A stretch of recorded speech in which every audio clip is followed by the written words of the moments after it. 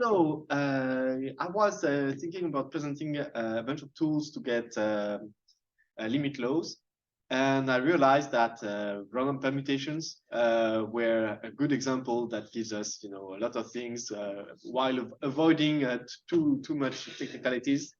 So I will focus on that, but it's more general than just for permutations, of course.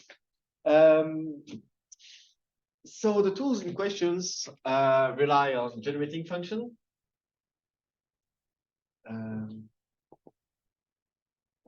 I will define them in a moment. And an excellent reference for that is a book from Flageolet and Sedgwick.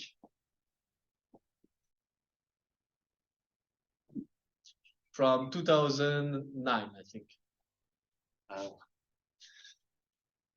And it's freely available online. So I will first present the tools of generating functions to handle them and combine them, and then we'll get to limit laws and those kind of things. So the idea is that you have a sequence, let's say AN, and it's counting objects in some families. So you have a combinatorial family, A, and AN is the number of objects of size n in there. So we have a notion of size on the objects here. For permutations, for example, the size will just be the length of the permutation. And we associate to that generating function, which is going to be for us the sum of the an z to the n over n factorial, which is at first sight a bit strange. So typically we know a combinatorial description for a family. For example, for permutations, we could say, oh, this is a sequence of numbers that are all different consecutive integers, but in a random order. And typically, we don't really know an. So in the case of permutations, we know it's factorial n, but bear with me for the moment. So it could look like a strange idea to introduce this generating function. This is a series with Taylor coefficients, the things we are looking for. But the idea is that the combinatorial structure on A will translate into operation on the generating function, and from that we can extract information about the AN. Okay, so if we have another family, B, and Bn is the number associated, the number of objects of size n, and so we have a generating function, B of z, which is a sum over n of Bn z to the n over n factorial. And we look at the family that is the union, the disjoint union. We assume A and B are disjoint.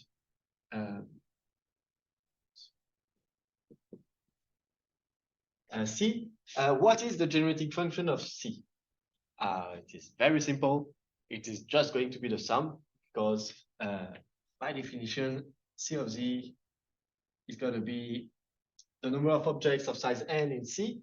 But since C is the disjoint union, it's just the sum of the number of objects in A and B of size n.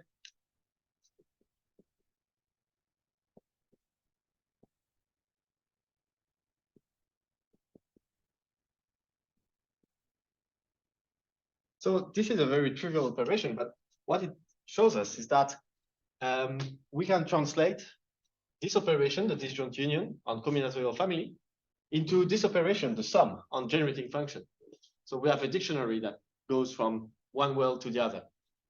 And we'll expand this dictionary a bit and get more operations that we can translate, right? So, and then it becomes a language, and we can combine the words of this language to build more stuff. So the next operation is a strange one, the most difficult one for today. This is the relabeled product. The objects we are going to look at are mainly permutations, but let's think about graphs, labeled graphs. So the vertices have numbers, that are all different and that span consecutive integers starting at 1. Then when we took, for example, let's say the family of cycles, that would be, let's say that A is the family of cycles. So there's a triangle, there are two squares,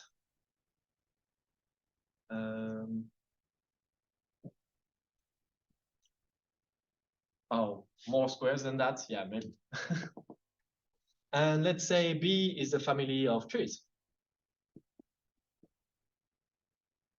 When we take one triangle and one tree, a pair of in both families, we have a problem, because now in the pair we get, for example, a triangle and this tree. Why not? And the problem is that it's not really a labeled object anymore, because we have twice the same number. 1 and 2 appears 2 times. So that's not what we want. In a graph, you never have 2 times a vertex labeled 1. That wouldn't make sense. So to avoid that, we are going to define this product, the relabeled product, which is to look at all the pairs you can get from here that are labeled from 1 to 5, and that keeps the relative order of the labels in each of the 2 objects. So this particular pair would become, so for example, one of the possibility would be to have 2, 4, 5, and 1, 3. And we do that in all possible ways. And indeed, when you just look at this guy, you contract the label again, you get back to 1, 2, 3, same as before. So how many ways do we have to do the relabeling? I lost many people.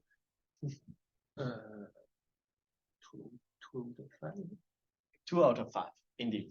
So in general, if this has, say, size, let's say n1, and this has size, let's say n2, we choose the total number of labels we are going to use is the sum. And we have to choose the labels of the first one, the set of labels. Once we know that we are going to use a number 2, 4, 5, we know where to put them because we respect the order, and the complement is used for the other labels. So that's the number of relabeled products of 2 objects of size n1 and n2. And so the reason why we define the generating function the way we did with this n factorial is so that this relabeled Cartesian product will correspond to the product of generating functions. It will be translated that way. So we have to prove that quickly.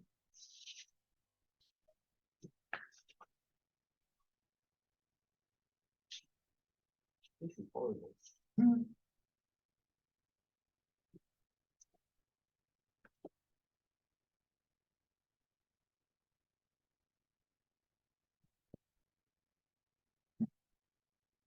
Oh, yeah. No. So let's say C is the relabeled product of A and B. Then the generating function should be, oh,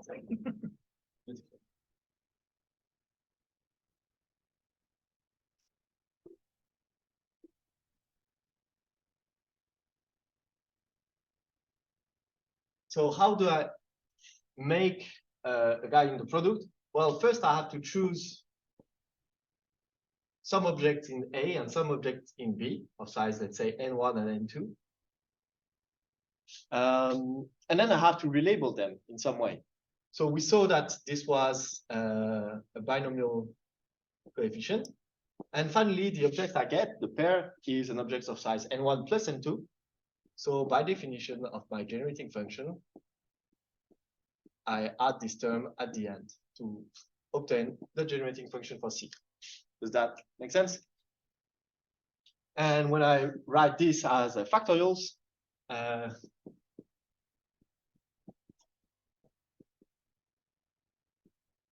I obtain simply this, and this is the product of A and B. So the magic happens here. Okay, now that we have the product, we can build a bunch of other nice, and the union, we can build a bunch of other nice operations. For example, if C is a sequence of K objects from A, you take an object, another one, K objects, and you relabel this sequence. Well, then you can look at a sequence of K objects as, a pair where the first element is in A, and the second is a pair where the first element is in A, and the second is, and so on and so forth until you have K of them. So it's really just to the power K. And so C of Z would be A of Z to the K. If C is a sequence of objects in A of any size,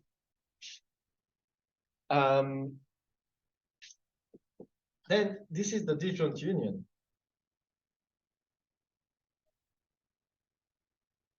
of sequences of size K for all Ks, right?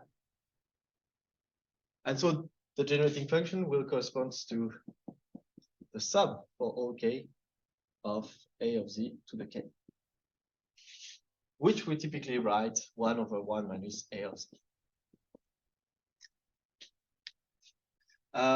There is something we have to be careful here.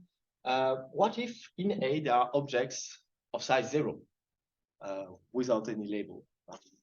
Then that would be a problem, because here we would have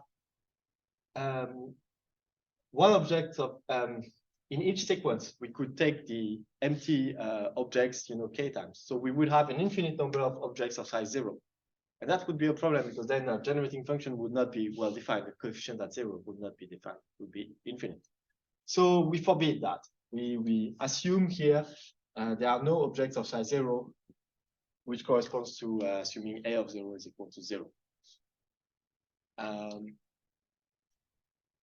Is that all right? Okay. Then there are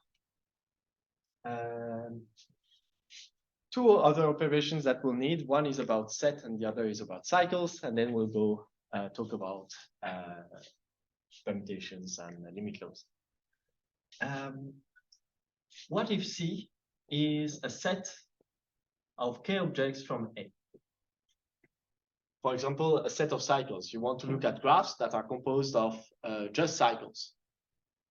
One triangle, one square, another triangles, and they can be labeled like they want.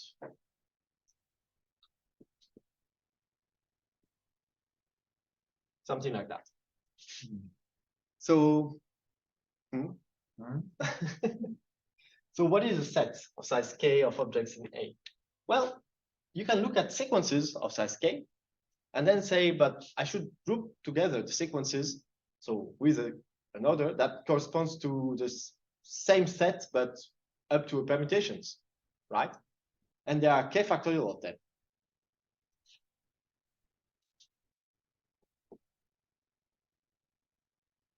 So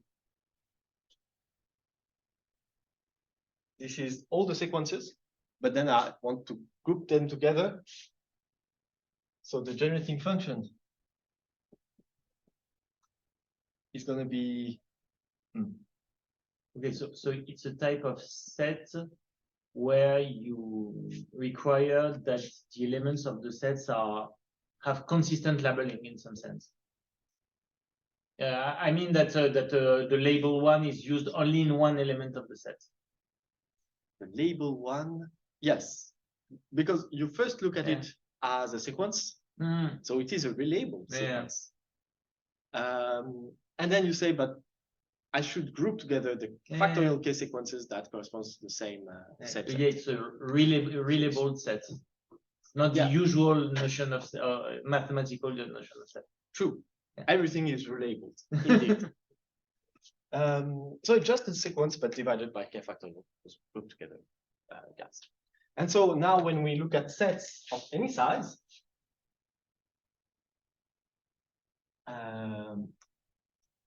Well, it is the disjoint union for all k's of sets of size k. And so the generating function is the sum, and we see something nice appearing. C of z is the exponential of A of z. As in the case of sequences, we require here that there are no objects of size 0.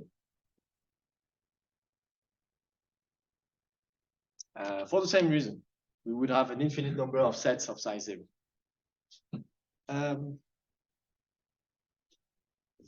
So the exponential is a nice function. We know it's a nice function because of its own derivative and stuff, or it's the reciprocal of the logarithm, which is the integral, the primitive of 1 over x, and those kind of things. But it also has somehow a combinatorial meaning, and a combinatorial interpretation through sets. The last one we'll need is a cycle, and then I'll stop this long list of. I feel like I'm reciting the dictionary, because it is a dictionary. So the last one is a cycle. So I'll start again with a cycle of size k. And it's exactly the same idea.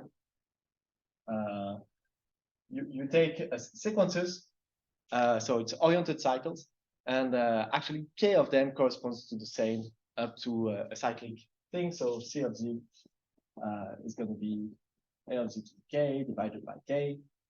And so the generating function for all cycles, any size, will correspond to the sum over k, which is log.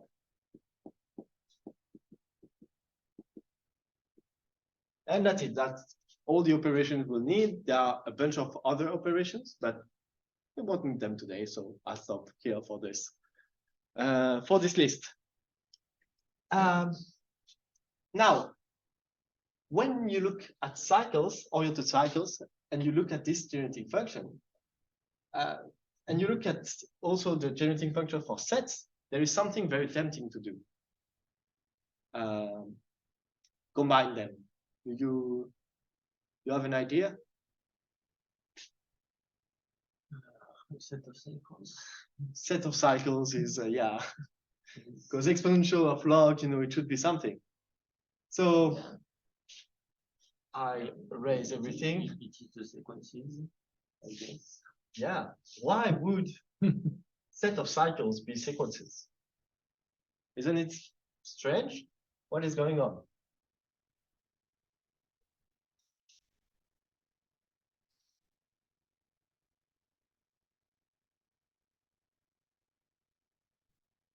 So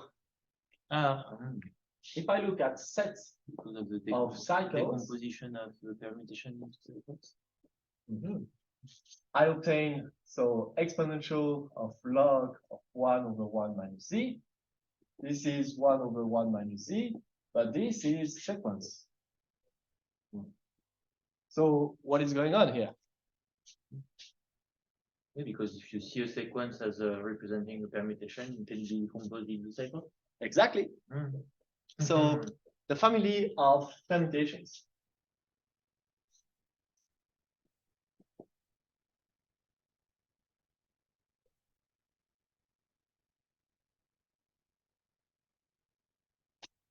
Its generating function is this guy. So this is the sum for n of z to the n. This is 1 over 1 minus z. But this is also sequence of z.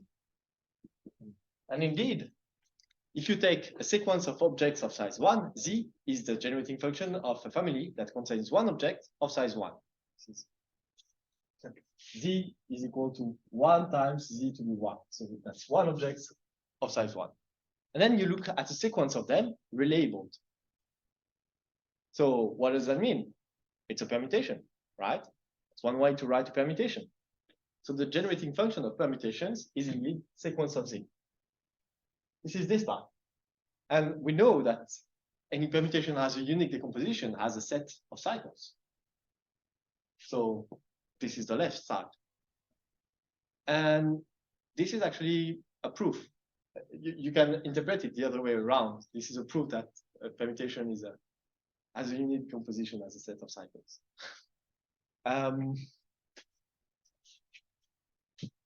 Okay, so can we do things with that? The first thing I wanted to do with that was to look at the mean number of cycles in a random permutation.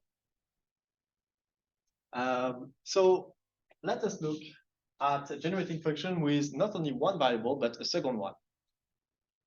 We look at P of ZU, which is going to be the sum for all permutations of U to the number of cycles and Z to the size of the permutation divided by the size factor. This is also, if you prefer, to group together the permutation.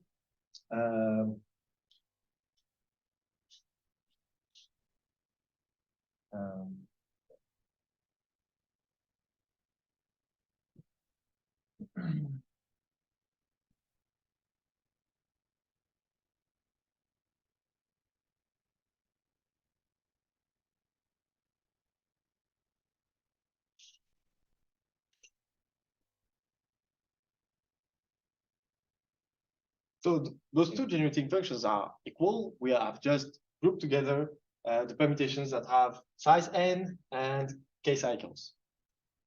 Just for my sanity check, you don't divide by k factorial because the elements are labeled, but the cycles are not labeled. Yes, absolutely. U is here to mark the cycles, but they have no number. And it works the same way. I don't give you the proof that we can indeed add variables in there and the dictionary survives. It's the case. So what is this generating function? Well, as we saw, permutations are set of cycles. So set of cycle of Z. But now we want to add the variable U to mark the cycles. So we add it here in front. If we have k cycles, cycles will be at the power k, and so it will be U. So this is exponential of U times the log of 1/1 minus. Just by combining the things together. So now I will erase again, but we'll have to remember this formula. What is the mean number of cycles? Pure for me is when you divide U by cycle. Here? Yeah. So when I have this set of stuff for permutations, if I want to look at permutations that have k cycles, for example, it will mean that I will take, for the set here, set of size k. So I will take here the cycle at the power k. And I want in that case that U is also at the power k, because U, the power of U marks the number of cycles. It is equal to the number of cycles. So in order to have U at the power k, every time cycle is at the power k, I just put U in front of it. So they share the same power. What is the mean number of cycles? The mean number of cycles is this sum, but without the U, with just cycles here. So one way to look at it is to say, oh, it's the derivative with respect to U, and then I evaluate at U equal 1. Does that make sense? Yes. When I derive, this goes out here in front, and when I evaluate at U equal 1, this doesn't count anymore. So the mean number of cycles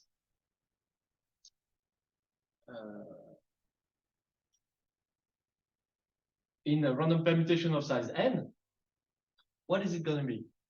I take P, I derive it at U equal 1, and then I fix the number of its size to be n, and I divide by the total number of permutations, factorial n.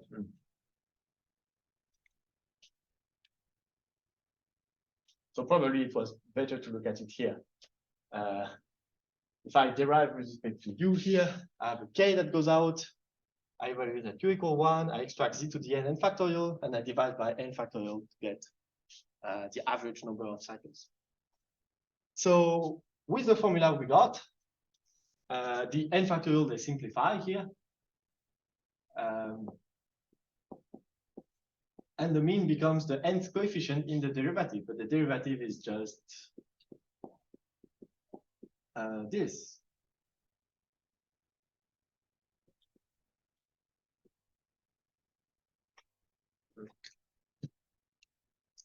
Okay,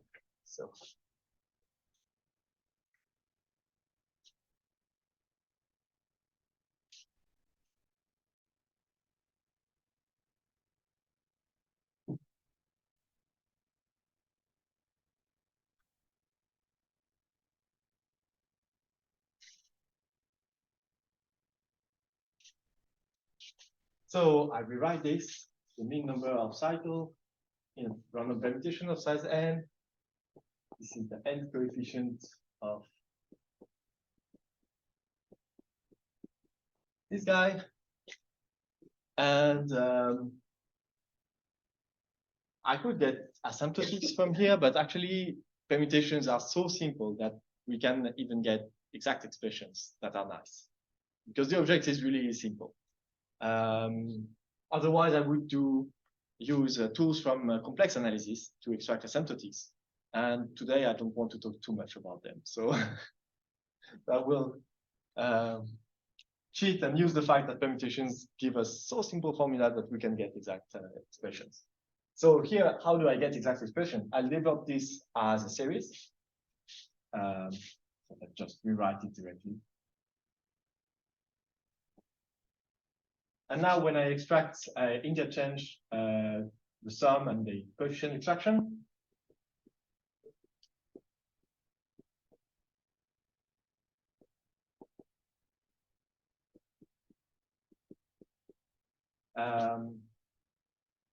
and actually, yeah, I use k, n minus k, but I could go from k from 0 to n and extract z to the k. It's the same up to change a variable, n becomes k becomes n minus k. And so this, we know the expression. This is the sum for all k from 0 to n of 1 over k.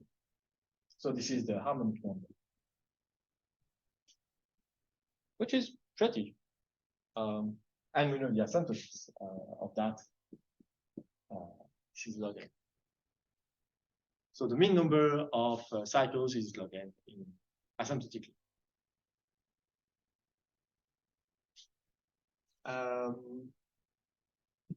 All right. Tough crowd. Okay, if that's the case, we'll go for something else then.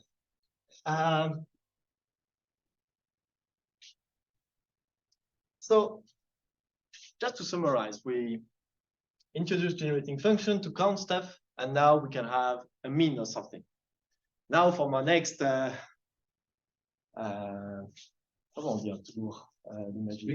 magic trick. For my next trick, we'll try to get a limit law, the first limit law. But it will be a discrete one.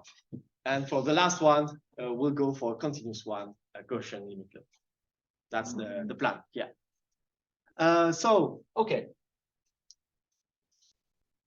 Let's look at something a bit more precise. What is the number? Let's write it like that. Number of cycles of length r in a random permutation of size n.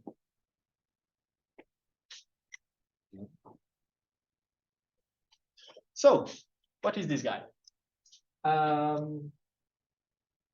Let's introduce a generating function again.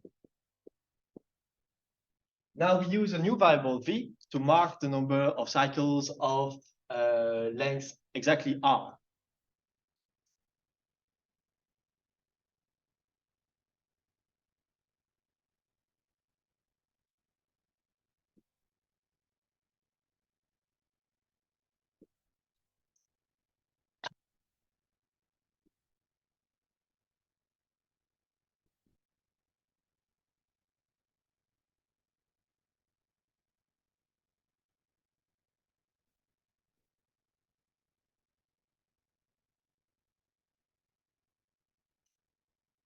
So this is the generating function we want to look at, right?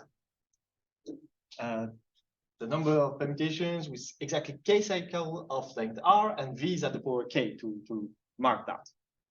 So how do I write it? Well, it's a set of cycles, a permutation, always. So a set of cycles. But then I'm going to say, let's forbid for the moment the cycles of length r. So I've removed from this sum, each term in this sum corresponds to a cycle, right? So if I remove the cycle of length r, I don't count it. But then I add it and I'll mark it with v. So it's like in this sum, all the terms, if I develop this log as a sum, all the terms are just the normal terms, z to the g divided by g, except the one that corresponds to g equal r, which is multiplied by v. So every time we take a cycles of this size, v takes an additional power. Does that make sense? All right. Now this exponential of log, this is just 1 over 1 minus z.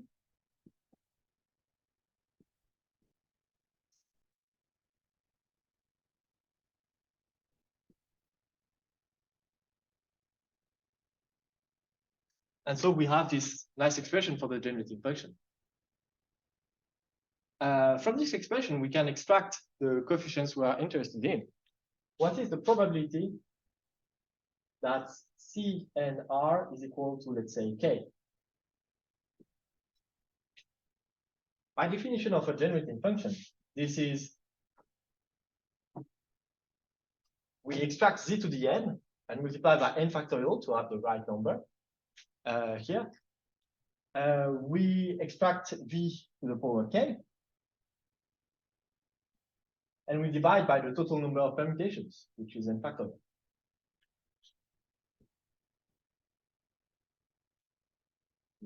Yep. So let's do that here. So n factorial simplified. Extracting v to the k in here, we only have v here. So we can extract v to the k here. It's going to take z to the rk and r to the k out.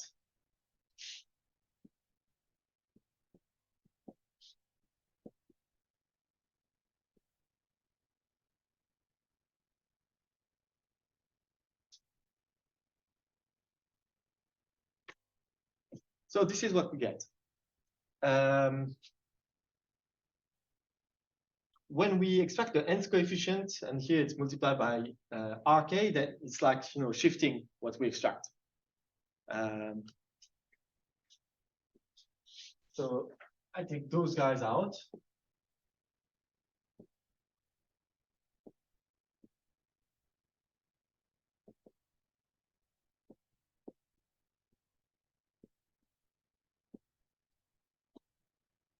And like before, as we saw, when we develop this as a series and we extract the coefficients, what happens is that this is like summing all the coefficients from 0 to n minus r car in here.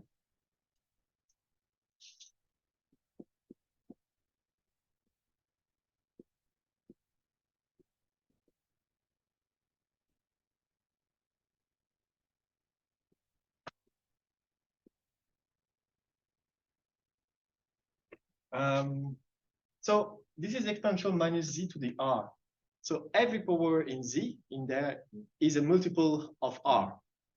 So actually the g I should consider are just the multiples of r, because the other ones are going to be 0. So this is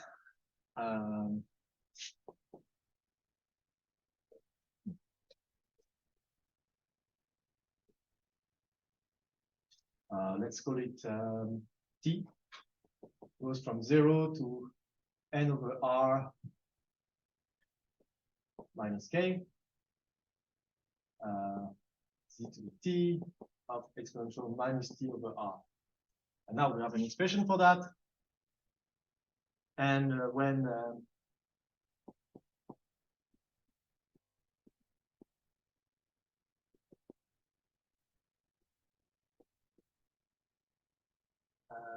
and this is what? This is minus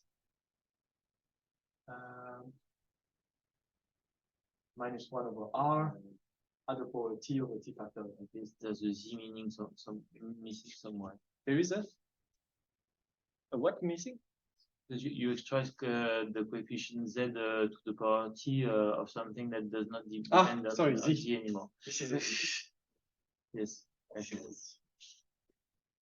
So I did a small change of variable.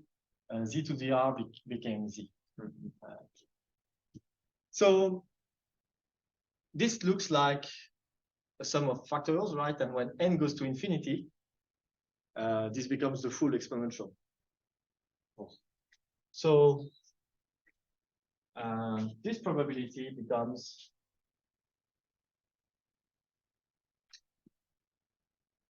asymptotically 1 over r to the k factorial, and then exponential minus 1 over r. This is the limit we get. And this is nice because then we recognize this guy. This is a Poisson law of parameter 1 over r.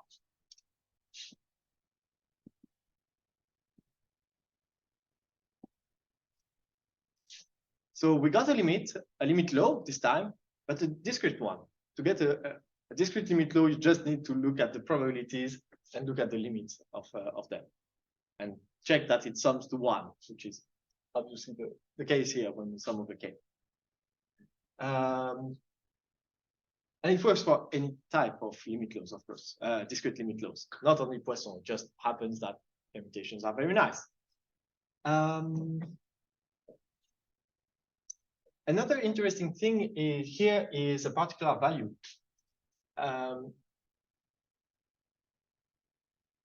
For the case r equal 1, we get that the probability that a random permutation has no fixed point, so no cycle of size 1, is 1 over e, the limit probability, which is nice also.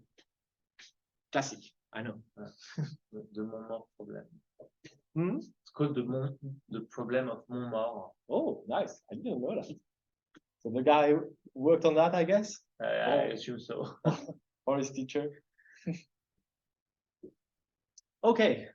So for the last trick of the day, we'll go for the limit law of the number of cycles. We already got the mean number of cycles, but now we want the full limit law.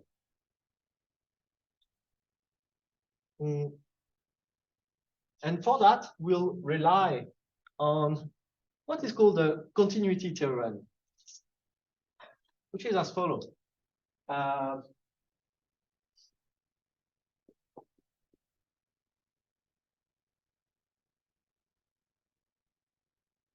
We look at a sequence of random variables.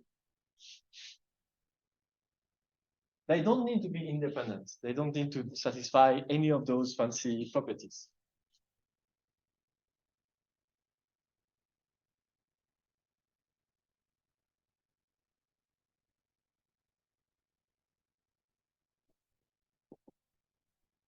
And pointwise for S in a real neighborhood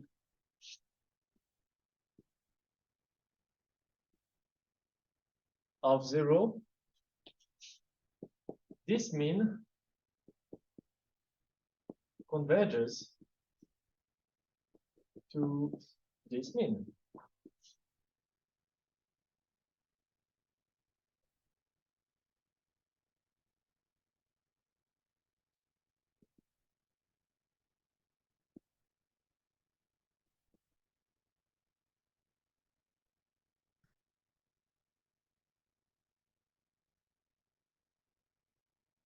Then we have a convergence in distribution. So, okay, does that make sense? That sounds familiar. If you look at the mean of a function of xn, exponential of s times xn, and it converges pointwise for a bunch of s in the neighborhood of 0 to this is called the moment generating function, by the way. So if the moment generating function converges to the moment generating function of a random variable, then this is actually the limit in distribution. That's what you use usually to show the central limit theorem. Absolutely, this is the tool behind the central limit theorem. Yeah. So what I'm trying to show you today is that sometimes you cannot apply the central limit theorem because you don't have a sum of independent variables, and that's okay. We can use the tool that is useful to prove the central limit theorem and still prove Gaussian limit law. That's the whole point of the talk today. The full morality of the story. Yeah. And it's a classic one. I mean, very often you want to prove some results and you want to use some tools, but the hypotheses are not exactly satisfied. So what do? You look at how the tools were proven and you go up, and try to build a better tool for what you need. So this is the kind of things we're doing here. So, okay, we are going to use this theorem, and it could work for any type of limit laws. We are going to use it for Gaussian limit laws. So we'll need to know that what is the moment generating function of Gaussian law. And this is very simple. If X follow Gaussian law or standard Gaussian law, then its moment generating function is just by definition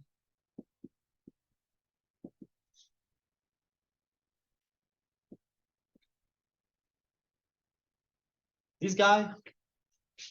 And this guy, when we look at it in the eyes, we see this term, we see this term, and clearly there is a term missing to make it a nice square, right? This is, so I'm going to add and remove the term that is missing.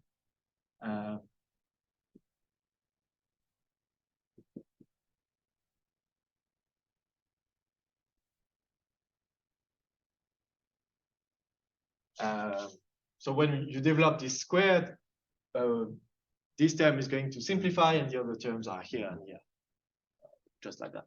And this integral, we can actually shift by s. It doesn't change anything because it's an integral of the whole real number. So this is actually 1, and this is exponential s squared over 2. So the moment generating function of the Gaussian law is very simple to get, right? Just exponential s squared over 2. We're good with that? And now we have all the ingredients. So our goal is to prove that. Okay, we are not going to prove that the number of cycles has a Gaussian limit law. That would be crazy because the mean is going to infinity. So obviously we have to do what we always do. We have to rescale the number of cycles, right? We have to subtract the mean, divide by the standard deviation, and this variable, now this rescale variable, this will converge, its moment generating function will converge pointwise to the moment generating function of the Gaussian law. Yep, 10 minutes. All right.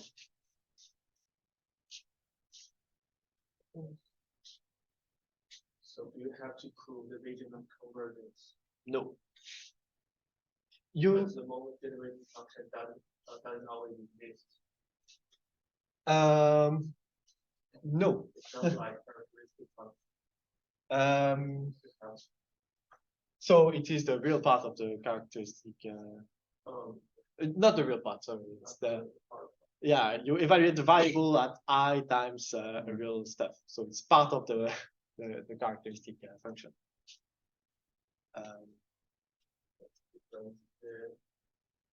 Imagine a complex plane, the characteristic function defined on the real axis and the characteristic function defined on the imaginary axis are different. So yes. If you want to use characteristic function, you don't have to worry about the convergence stuff, but you do the generating function. You have to. Yes, absolutely. If you use the characteristic function, there are pros and cons. The pros are this theorem becomes an if and only if, which is so strong. The cons are that then you can't assume that S is just a real value. You have to go complex. And sometimes for the analysis, so you don't have, for example, inequalities between complex numbers or those kind of things. So sometimes it makes life slightly harder. In all the cases I know of, so this theorem does not always apply. There are cases where you cannot prove the limit, but it exists, right? It's just not proven that way. That's okay. I've never met them in real life. So yeah, if I meet one, I go for the characteristic function. I agree.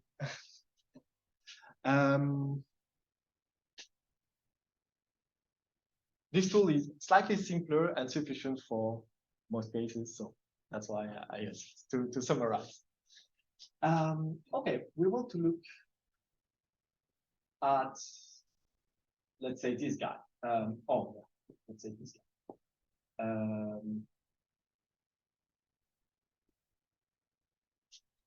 This is the moment generating function for cycles, the number of cycles.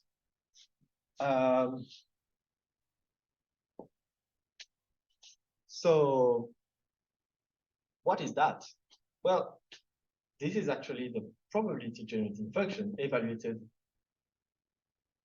for objects of size n evaluated at this. So maybe I should write it differently.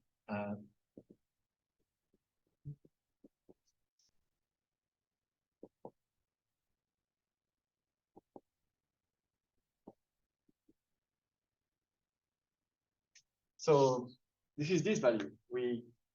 U from before is replaced, because this is, maybe I'll do it that way. U and yeah, that way is better. If we want to have U at the power the number of cycles and the mean of that, U being a fixed value around 1, real value around 1. Then you count the number of all cycles with a weight that is U to the number of cycles they have. And this is what is happening here. And then you divide by the total number of permutations, divide by factorial n, and get the mean in that way. So this is z to the n of 1 over 1 minus z at the power u. It turns out that when u is an integer, we know what that is. That is n plus u minus 1, a binomial coefficient. And actually, this formula also works for real values of u, except that the factorials have to be replaced with gamma functions. So I'll skip a bunch of steps here in the calculus. I wanted to do them, but time is short. But you write them as the gamma function.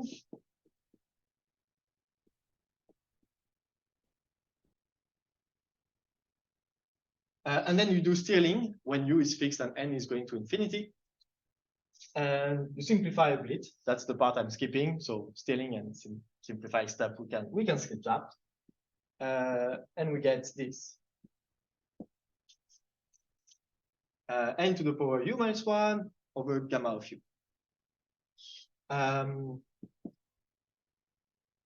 This is also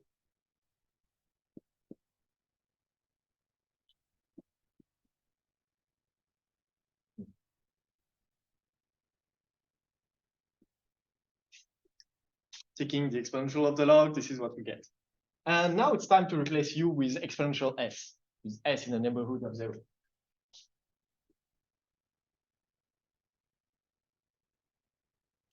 So this u minus 1, this is exponential s minus 1. So this is s plus s squared over 2 plus a big O of s cubed.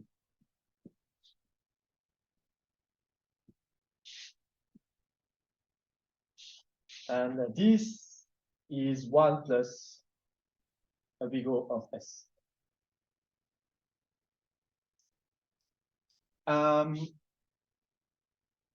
Now I rearrange a bit the terms.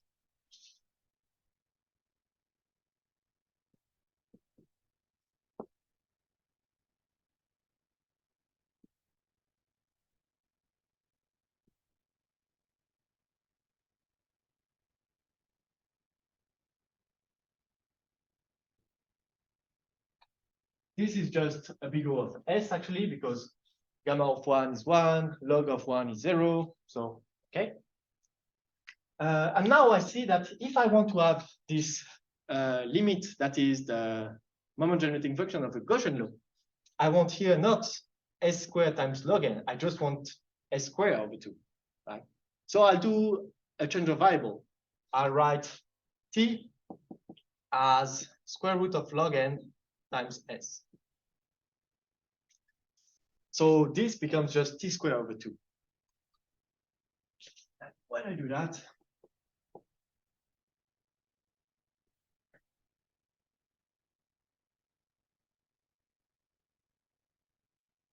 here I have exponential of what is it, square root of log of n t, exponential t squared over 2, and the rest is going to 0.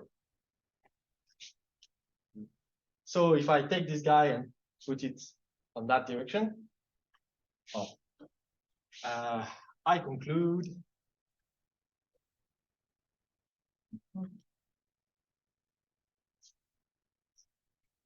that's the mean of exponential t cn over log of n. Here, I was wrong to do this. I should keep it that way. It's simpler to. I was wrong to simplify. Oh, it's correct, but it makes it harder to pass.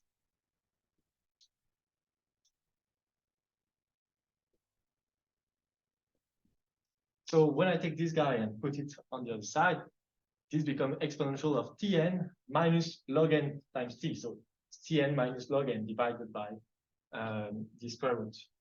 And yeah, the square root. Yeah, I forgot about it.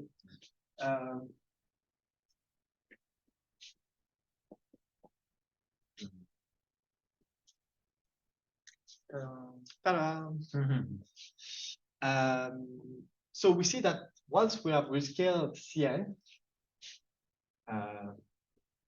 once we define Cn star, the rescaled version like that,